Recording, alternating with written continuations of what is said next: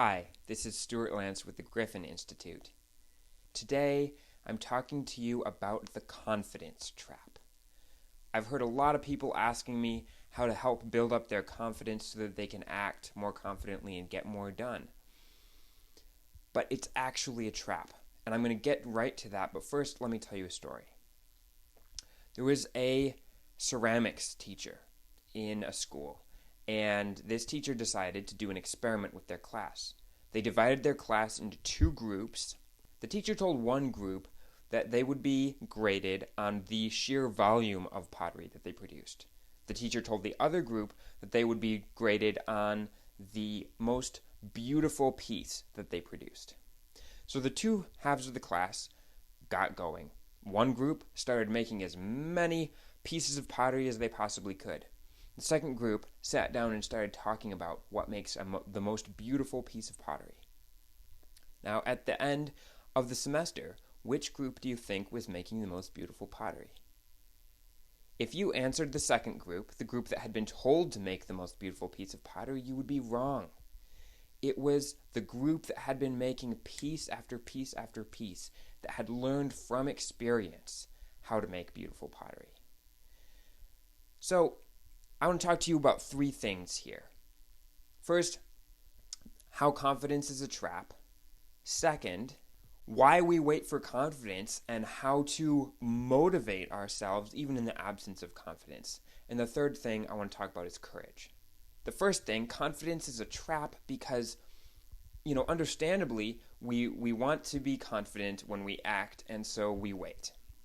But we gain confidence through experience.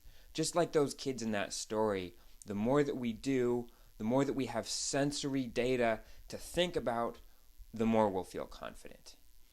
And that's about all I have to say about that. Confidence comes from experience. Now, the second thing is, how do we motivate ourselves? Why do we wait for confidence? And the answer to this is that confidence makes us feel good. And we like to feel good before we act. So the problem here is not whether or not we're going to be confident before we act. The situation is whether or not we have found a way to feel good before we act. And that's the bottom line there. We are motivated and likely to do the things that we feel good about. So we need a way to feel good before we're confident, and this is where courage comes in. And the way I'm defining courage right now is that courage is caring about someone or something more than we care about our own success in this particular moment.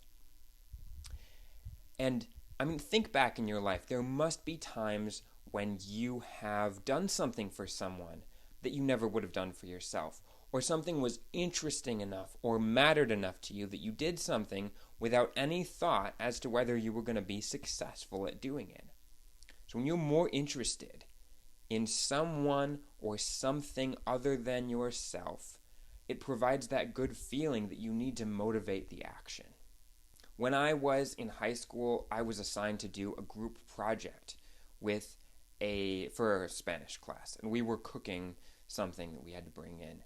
And one of the boys in my group was cutting up bell peppers, and he didn't take the seeds out. And the other guys in my group thought that this was ridiculous, and this guy got a bit ridiculed. And he said, well, my dad's a chef, he never takes the seeds out. And the guys continued to ridicule him. And in that moment, I wished that I had the confidence to say something. I didn't really know what to do. I felt bad for him. He clearly felt bad about being ridiculed. In that moment, there could have been a difference between confidence and courage. It could have mattered more to me to be able to stand up for him and say, hey, everybody does things different ways. But it didn't, because at that point I was still focused on confidence. So that is the confidence trap. We will always wait for confidence until we find the courage to act before we have it, because we only get it from experience. If this has been useful or entertaining to you at all, please like and subscribe, and visit me at griffininstitute.com. You can find it in the description, and go ahead and sign up for a complimentary strategy session to see how I can help you. If you ever come up against a situation for which you don't have the confidence, look for a reason that you have the courage.